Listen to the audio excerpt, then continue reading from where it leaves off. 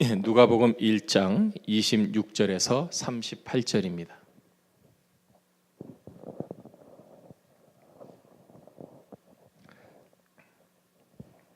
26절부터 38절 우리 함께 읽겠습니다. 여섯째 달에 천사 가브리엘이 하나님의 보내심을 받아 갈릴리 나사렛이란 동네에 가서 다윗의 자손 요셉이라 하는 사람과 약혼한 처녀에게 이르니 그 처녀의 이름은 마리아라. 그에게 들어가 이르되 은혜를 받은 자여 평안할지어다. 주께서 너와 함께 하시도다 하니 처녀가 그 말을 듣고 놀라 이런 인사가 어찌함인가 생각하매 천사가 이르되 마리아여 무서워하지 말라. 내가 하나님께 은혜를 입었느니라. 보라 내가 잉태하여 아들을 낳으리니 그 이름을 예수라 하라.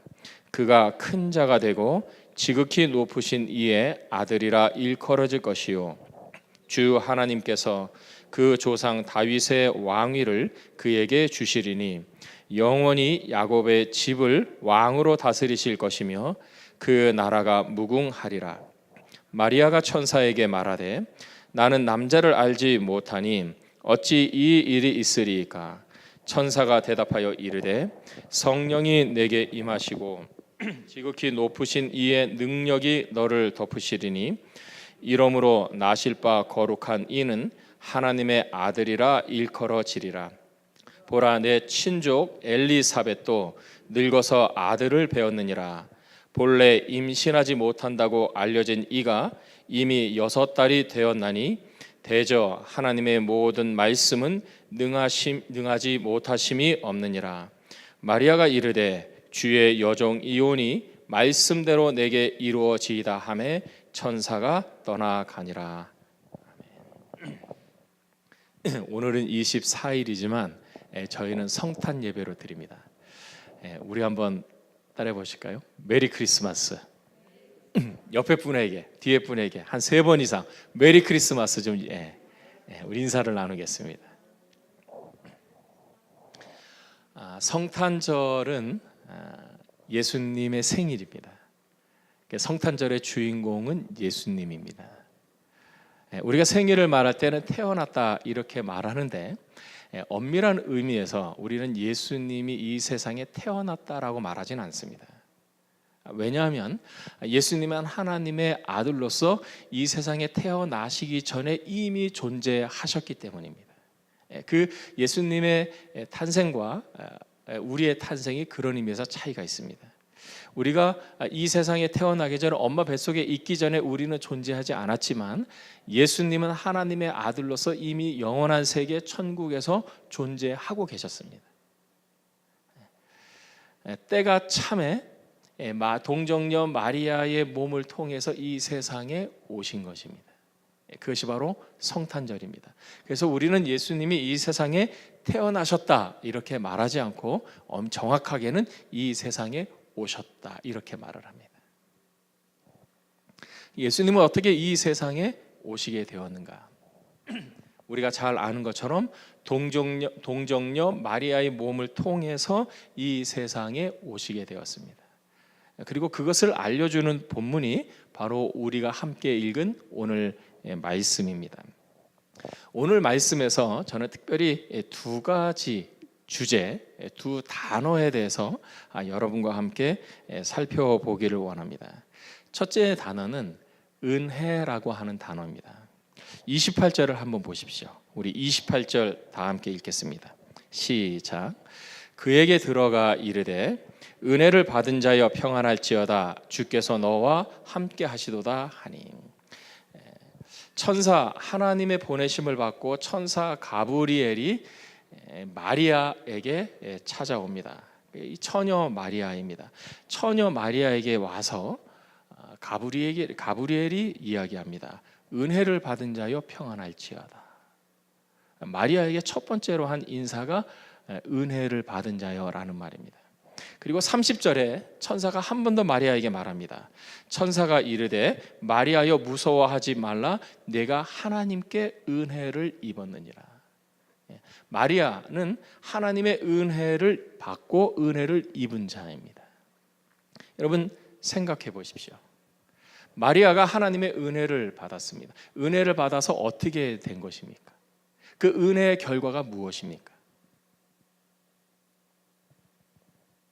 마리아여 하나님의 은혜를 받은 자여, 하나님의 은혜를 입었느니라. 지금 가브리엘이 마리아에게 무엇을 말하고 싶어서 이 은혜의 이야기를 한 것입니까? 아들을 낳을 것이라는 거예요. 은혜를 받은 자여 평안할지어다. 은혜를 입은 자여 내가 아들을 낳을 것이다. 여러분 생각해 보십시오. 이것이 마리아에게 기쁜 소식이었을까요? 아니면은 아주 당혹스러운 소식이었을까요? 당혹스러운 소식이었죠. 왜? 마리아는 결혼을 한 사람이 아닙니다. 약혼이지만, 우리로 말하면 약혼이지만 남자와 관계하지 않은 여자입니다. 그런데 가브리엘이 와서 이야기하는 것입니다. 은혜를 받았다. 네가 아들을 낳을 것이다. 우리가 소위 은혜라고 이야기할 때, 하나님의 은혜를 말할 때는 하나님이 우리에게 주시는 호의, 하나님이 우리에게 주시는 선물, 좋은 것을 이야기합니다. 그래서 우리가 은혜를 받았다고 말을 할 때는 무엇인가 우리에게 유익이 되고, 그래서 우리가 기쁘고 즐거운 것, 이것을 은혜라고 이야기를 해요. 그런데 오늘 본문의 이 마리아의 경우를 보자면 천사 가브리엘이 은혜라고 말하는 것이 엄밀하게 보면 마리아에게는 전혀 은혜 같지 않은 거예요. 이렇게 한번 생각해 보십시오. 결혼을 하지 않은 결혼 정년기에 있는 딸이 부모에게 왔습니다. 그리고 부모에게 말합니다. 저 임신했어요. 부모의 기분이 어떨까요? 문제는 결혼하지 않은 이 딸이 결혼하지 않았을 뿐만 아니라 남자친구도 없어요. 그리고 남자도 가까이 한 적이 없습니다. 그런데 말합니다. 저 임신했어요. 여러분 이게 축복의 말일까요? 은혜의 말일까요? 아닐까요? 이건 은혜의 말이 아닌 거예요. 마리아로 보거나 마리아의 가족으로 보거나 마리아의 그 약혼자인 요셉으로 볼 땐 결코 은혜로운 말이 아니에요. 그런데 가브리엘은 말하는 것입니다. 은혜다. 우린 여기서 은혜의 속성을 하나 알게 됩니다. 은혜란 무엇이냐? 우리가 일반적으로 말할 때 은혜는 좋은 것입니다. 은혜는 우리를 행복하게 하고 우리를 기쁘게 하고 즐겁게 하는 것입니다. 그런데 때때로, 좀 더 정확하게 말하면 우리가 생각하는 것보다 훨씬 더 많은 경우에 은혜는 전혀 은혜처럼 보이지 않게 우리에게 찾아온다는 거예요. 은혜의 속성은 신비함입니다. 하나님께서 우리에게 주시는 그 은혜는 신비로워요.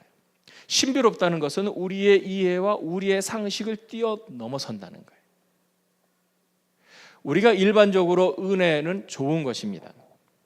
예를 들어서 좋은 직장에 취직을 했다든지, 시험을 봤는데 시험에서 좋은 점수를 얻었다든지, 좋은 배우자를 만났다든지, 내가 어떤 병에 걸렸는데 그 병으로부터 치료를 받았다든지,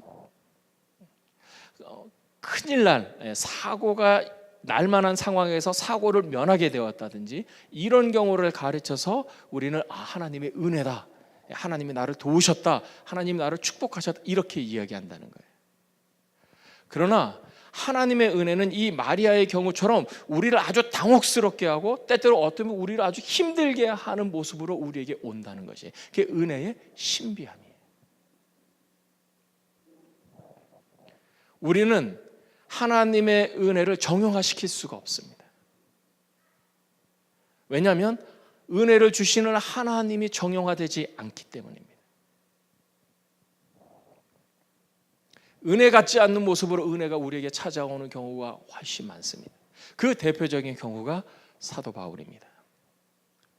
사도 바울은 고린도 후서에서 자신에게 있었던 그 한 이야기를 합니다. 사도 바울에게 병이 하나 있었습니다. 근데 그 병이 사도 바울을 아주 고통을 주고 괴롭힙니다. 사도 바울이 이 병에 이름을 붙였어요. 자기가 이름을 붙인 거죠. 사탄의 사자. 사탄이 자기한테 보낸 메신저라는 것이에요. 왜냐하면 사탄이 자기를 아주 고통스럽고 괴롭게 하기 위해서 보냈다는 거예요, 이 병을. 그러니까 이 병이 사도 바울을 얼마나 힘들게 하고 고통을 주었는지를 우리는 짐작할 수 있어요. 그 이름에서 사도 바울이 이것을 놓고 하나님 앞에 기도합니다. 하나님, 제가 이 병 때문에 너무 고통스럽고 너무 아픕니다. 이 병을 좀 고쳐주십시오. 놀랍게 하나님이 사도 바울의 기도에 응답하지 않습니다. 바울이 누굽니까? 이 사람의 기도의 용사고 기도의 전사입니다. 한 번 하나님이 응답하셨다고 해서 포기할 사람이 아닙니다. 사도 바울이 두 번째 동일한 기도 제목으로 기도합니다. 제가 지금 너무 아프다니까요. 제가 이것 때문에 너무 고통스럽다니까요. 고쳐주십시오. 사도 바울의 두 번째 기도에도 하나님은 침묵하셨어요. 여러분, 기도를 하는데 침묵만큼 괴로운 것이 없어요. 다른 사람들은 조금만 기도해도 응답을 받았다고 해. 나는 금식을 기도하고 작정을 기도했는데 하나님으로부터 아무런 응답이 없을 때 사실 힘듭니다. 그러나 여러분, 우리만 그런 것이 아닙니다. 사도 바울도 그랬어요. 아마 우리의 기도의 간절함보다 사도 바울의 기도의 간절함이 더 컸을 것입니다. 우리의 기도의 깊이보다 사도 바울의 기도의 깊이가 더 컸을 거예요. 그런데도 하나님은 사도 바울의 기도에 응답하지 않으셨습니다. 사도 바울이 포기하지 않고 세 번째 기도합니다. 주님, 제가 너무 아프다니까요. 이 병 때문에 너무 아파서 제가 선교 사역을 제대로 감당할 수가 없습니다. 사람들이 저를 보고 비웃습니다. 저를 보고 조롱합니다. 이 병을 좀 고쳐주십시오. 주님께서 세 번째 사도 바울의 기도를 들으시고 응답하십니다. 그런데 이 하나님께서 바울에게 주신 이 응답은 사도 바울의 생각과 정반대의 것이었어요. 하나님께서 사도 바울에게 말씀하셨어요. 내 은혜가 내게 족하다. 무슨 말이냐면 네가 사탄의 사자라고 불렀던 그것이 사실은 내 은혜라는 거예요. 사탄이 보냈다고 생각했던 그것이 사실은 내가 너한테 보냈다는 거예요. 은혜의 역설이고 은혜의 신비입니다. 사도 바울이 주님으로부터 이 음성을 듣기 전에 그는 은혜를 우리와 똑같이 생각했어요. 강한 것이 은혜라고 생각했어요. 잘 되는 것이 은혜라고 생각했어요. 형통한 것이 은혜라고 생각했어요. 병을 치유받는 것이 은혜라고 생각을 했어요. 아무런 어려움이 없는 것이 은혜라고 생각을 했어요. 그러나 주님은 정반대로 말씀하셨어요. 약한 게 은혜다. 어렵고 힘든 것이 은혜라는 거예요.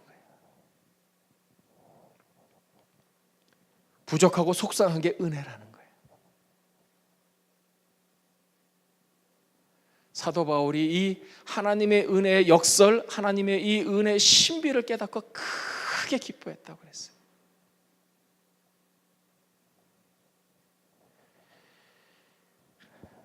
은혜는 신비롭습니다. 그럼 우리가 또 한번 생각해 봐야 돼. 그러면 진짜 은혜는 뭐냐? 진짜 은혜는 뭐냐? 은혜의 본질이 뭡니까? 28절. 우리 다시 한번 읽겠습니다. 28절 말씀. 시작. 그에게 들어가 이르되 은혜를 받은 자여 평안할지어다. 주께서 너와 함께 하시도다. 진짜 은혜는 무엇이냐? 그것은 주님이 함께 하시는 거예요.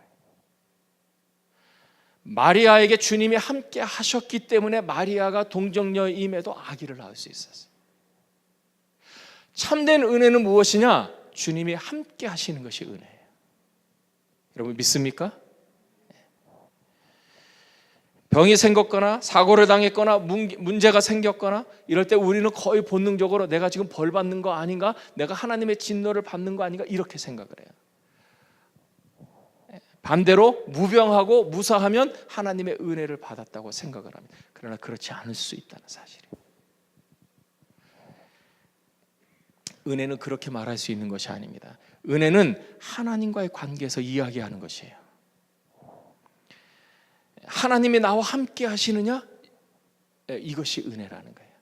우리가 잘 아는 시편 23편의 그 말씀을 비유로 들어서 말할 수 있습니다. 시편 23편 말씀에 푸른 초장과 쉴만한 물가가 이야기 나옵니다. 여러분 우리의 삶이 푸른 초장과 쉴만한 물가에 있는 것처럼 아무 문제 없고 걱정 없고 편해도 하나님이 함께 하시지 않는다면 그것은 은혜가 아닌 것이에요. 반대로 사망의 음침한 골짜기를 지나가는 것처럼 삶이 위험하고 위급하고 어렵고 힘들어도 하나님이 함께 하시면, 주의 지팡이와 막대기가 함께 하시면 그것이 은혜라는 사실이에요. 우리는 거의 본능적으로 환경을 생각해요. 좀 더 편한 환경, 조금 더 좋은 환경, 조금 더 쉬고 싶은 환경. 그러나 성경은 단호하게 우리에게 말씀해요. 환경이 아니다. 그럼 뭐가 중요한 것입니까? 하나님과의 관계가 중요해요. 하나님이 함께 하시는 것이 중요해요. 고난이 있고 없고가 아닙니다. 하나님이 나와 함께 있고 없고가 더 중요한 거예요. 그것이 은혜라는 것입니다. 그래서 우리는 이 은혜의 주제의 관계에서 우리 자신을 생각해 보아야 합니다. 환경은 좋고 편한데 하나님을 느끼지 못하십니까? 그러면 빨리 하나님과의 관계를 회복하셔야 합니다. 삶은 어렵고 환경은 힘들고 상황은 점점 좋아질 것 같지 않고 그렇게 절망적이고 어둡고 힘듭니까? 그런데도 불구하고 여러분의 마음속에 성령께서 내가 너를 사랑한다, 내가 너를 잊을 수가 없다, 내가 너와 함께한다, 하나님의 음성을 들으십니까? 그것이 은혜라는 거예요. 하나님께 감사하십시오. 은혜는 신비입니다. 그리고 은혜는 하나님이 우리와 함께 하시는 것입니다. 두 번째로 우리가 생각해 볼 단어는 능력이라는 단어입니다. 천사 가브리엘이 마리아에게 와서 말합니다. 은혜를 받은 자여 평안할지어다. 마리아가 이것을 딱 알아들었습니다. 31절에 가브리엘이 이야기합니다. 보라, 내가 잉태하여 아들을 낳으리니 그 이름을 예수라 하라. 그가 큰 자가 되고 지극히 높으신 이의 아들이라 일컬어질 것이요 주 하나님께서 그 조상 다윗의 왕위를 그에게 주시리니 네가 아들을 낳을 것이다. 가브리엘이 이야기합니다. 마리아가 황당하게 그지없습니다. 마리아가 천사에게 묻습니다. 34절입니다. 마리아가 천사에게 말하되 나는 남자를 알지 못하니 어찌 이 일이 있으리이까? 저는 남자를 알지 못하는데요. 저는 남자에 대한 경험이 없는데요. 그런데 제가 어떻게 아들을 낳을 수 있습니까? 마리아로서는 당연히 물어볼 질문이죠. 그때 천사가 이렇게 이야기합니다. 35절 우리 다 함께 읽겠습니다. 시작. 천사가 대답하여 이르되 성령이 내게 임하시고 지극히 높으신 이의 능력이 너를 덮으시리니 이러므로 나실 바 거룩한 이는 하나님의 아들이라 일컬어지리라. 성령이 내게 임하시고 지극히 높으신 이의 능력이 너를 덮으면 그것이 가능하다는 거예요. 그리고 이 천사 가브리엘은 이미 성령의 역사, 하나님의 역사로 불가능하게 생각했던 일이 실제로 일어난 한 예를 이야기해 줍니다. 그것이 36절입니다. 보라, 내 친족 엘리사벳도 늙어서 아들을 배웠느니라. 본래 임신하지 못한다고 알려진 이미가 이미 임신한 지 6달이 되었다. 칼빈은 이 가브리엘이 이 엘리사벳의 임신한 이 내용을 이렇게 설명을 했습니다. 하나님이 그녀를 어머니로 만드는데 불임이나 노령이 아무런 장애가 될 수 없었다. 불임이나 노령하면 우리 생각하면 거의 끝, 불가능으로 생각해요. 그러나 하나님의 성령이 임하시고 하나님의 영이 덮으시면 불가능하게 하다는 것이 가능해진다는 거예요. 천사 가브리엘이 말하는 것입니다. 하나님의 성령이 임하시면 가능하다. 지극히 높으신 하나님의 능력이 너를 덮으시면 불가능한 일이 가능하다는 거예요. 성경에서 우리에게 가장 많이 강조하고 알려주시는 내용 중에 하나가 저는 이 단어라고 믿습니다. 그것은 바로 능력이에요. 능력. 누구의 능력입니까? 하나님의 능력. 하나님은 어떤 분이십니까? 전능하신 하나님. 하나님의 능력은 어떤 능력입니까? 전능하신 능력이에요. 올마이티하다는 거예요. 하나님이 역사하시면 불가능하다고 생각되는 일이 가능하게 되는 거예요. 그래서 하나님의 역사는 우리의 논리와 우리의 이해를 초월하십니다. 그래서 우리는 하나님의 능력을 다 이해할 수 없습니다. 성경에는 우리가 기적이라고 말하는 내용들이 무지기수로 나오는 것이에요. 우리에게는 기적이기지만 하나님에게는 상식인 것이에요. 근데 우리의 문제는 자꾸 우리의 이성과 우리의 합리로 하나님의 능력을 제한하려고 한다는 것이에요. 마치 국민학생이 미분적분을 못 푸니까 미분적분이 존재하지 않는 것처럼 생각하는 것과 똑같다는 거예요. 우리는 믿음이 있다고 얘기해요. 하나님을 믿는다고 말은 해요. 고백은 해요. 그러나 실제 삶에서 이런 일이 일어날까? 우리는 우리의 이성과 우리의 합리로 하나님의 능력을 제한시켜 버리는 것이. 우리의 이런 완고함을 하시고 성경은 부단하게 우리에게 가르쳐 주신 거예요. 내가 역사하면 할 수 있다는 것이. 여러분의 삶에 이거는 안 돼, 이거는 힘들어, 이거는 거의 불가능해라고 생각하시는 것이 있습니까? 성령이 임하시고 하나님의 능력이 덮으시면 가능할 줄을 믿으시기를 바랍니다. 성탄이 그것을 얘기해 주는 거예요. 예수님의 동정녀 탄생, 성탄이 바로 그것을 말해 주는 것이에요. 할 수 있거든이 무슨 말이냐? 믿는 자에게는 능치 못할 일이 없느니라.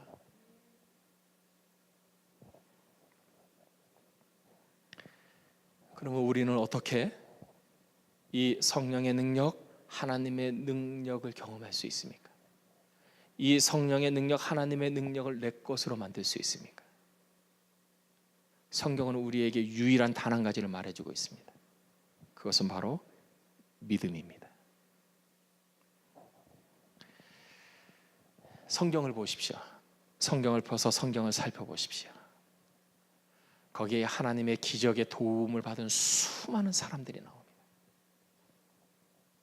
믿음의 조상이라 일컬어지는 아브라함은 그 아내 사라 90대, 아브라함 100세 때 그동안 아이가 하나도 없다.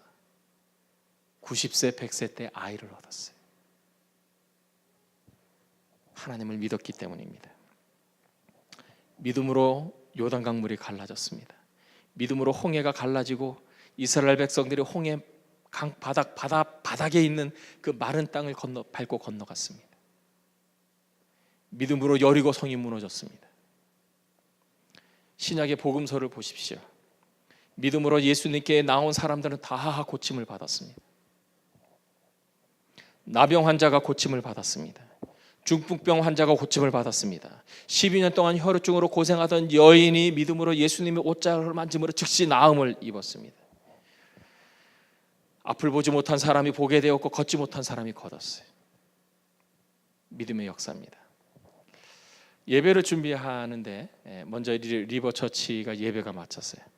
리버처치의 목사님이 브루스 목사님하고 이야기하는데 브루스 목사님이 아주 기쁨에 겨워서 저한테 한 얘기를 하는 거예요. 오늘 자기 예배 때 이런 일이 있었다는 거예요. 무슨 일인데? 10년 동안 듣지 못했던 사람이 설교 시간에 들었다는 거예요. 오늘 설교 시간에. 할렐루야. 여러분, 우리의 예배에도 그런 성령의 역사가 나타날 줄을 믿습니다. 설마 목사가 거짓말하지 않았겠잖아요, 그죠? 하나님의 역사는 우리의 이성과 우리의 논리를 초월해. 그래서 기독교는 비이성적이거나 반이성적이 아니라 초이성적인 거예요. 이성을 초월하는 거예요. 아브라함이 이렇게 말합니다. 아브라함이 바랄 수 없는 중에 바라고 믿었으니 이는 네 후손이 이 같으리라 하신 말씀대로 많은 민족의 조상이 되게 하려 하심이라. 그가 100세나 되어 자기 몸이 죽은 것 같고 사라의 태가 죽은 것 같음을 알고도 믿음이 약하여지지 아니하고 믿음이 없어 하나님의 약속을 의심하지 않고 믿음으로 견고하여져서 하나님께 영광을 돌리며 약속하신 그것을 또한 능히 이루실 줄을 확신하였으니 그것이 그에게 의로 여겨졌느니라. 믿었다는 거죠. 확신했다는 거예요. 하나님이 약속하셨으니까 하나님이 아들을 주실 것이다. 믿었다는 거예요. 확신이 왔다는 거예요. 컨빅션이에요. 컨빅션. 우리는 하나님을 믿습니다. 하나님이 우리를 도우시는 것을 믿습니다. 하나님의 약속을 이루시는 것을 믿습니다. 하나님의 약속을 이루시는 것을 믿는데 그 믿음의 근거가 어디에 있습니까? 하나님의 능력. 하나님의 능력이에요. 우리가 해야 하는 것은 믿는 것입니다. 근데 그 믿음을 우리는 어떻게 고백하는가? 마리아는 어떻게 고백했는가? 38절 말씀 우리 다 같이 읽겠습니다. 38절 시작. 마리아가 이르되 주의 여종이오니 말씀대로 내게 이루어지이다 하매 천사가 떠나가요. 저는 이것을 이렇게 표현하고 싶어요. 종의 믿음. 내 것이 아닙니다. 저는 당신의 것입니다. 당신의 뜻대로 하시옵소서. 맡기는 믿음이고 순종하는 믿음이에요. 내 모든 생각과 내 모든 합리와 논리를 하나님의 말씀 아래에 둡니다. 당신의 말씀은 모든 것보다 더 뛰어나십니다. 저는 당신이 말씀하시는 대로 순종하겠습니다. 저는 당신이 말씀하시는 대로 저의 모든 것을 맡깁니다. 당신 뜻대로 하시옵소서. 이것이 바로 주의 여종이오니 라는 말씀의 의미입니다.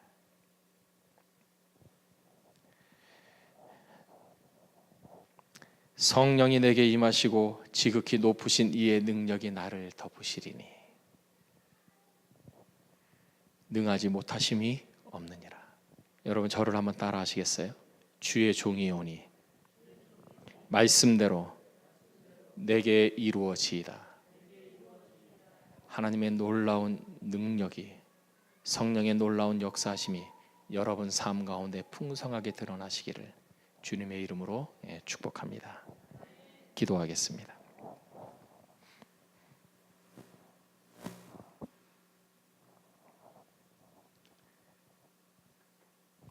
주의 성령이 내게 임하시고 하나님의 능력이 나를 덮으시면 우리에게도 불가능하다고 생각하는 것이 가능해지고 안 될 것이라 생각하는 일들이 능히 이루어지는 것을 주님 믿음으로 이 시간에 고백합니다. 하나님 우리에게 마리아에게 주셨던 믿음을 주시옵소서. 마리아처럼 맡기고 하나님의 말씀에 순종할 수 없는 큰 믿음을 허락하여 주시옵소서. 그리하여 하나님의 도우심, 하나님의 역사, 하나님의 은혜를 날마다 경험하며 사는, 날마다 성탄의 신비와 성탄의 능력을 경험하며 사는 우리 모두가 되게 해 주시옵소서. 예수님의 이름으로 기도하옵나이다. 아멘. 우리 다 함께 일어나셔서 마지막 찬양 드리겠습니다.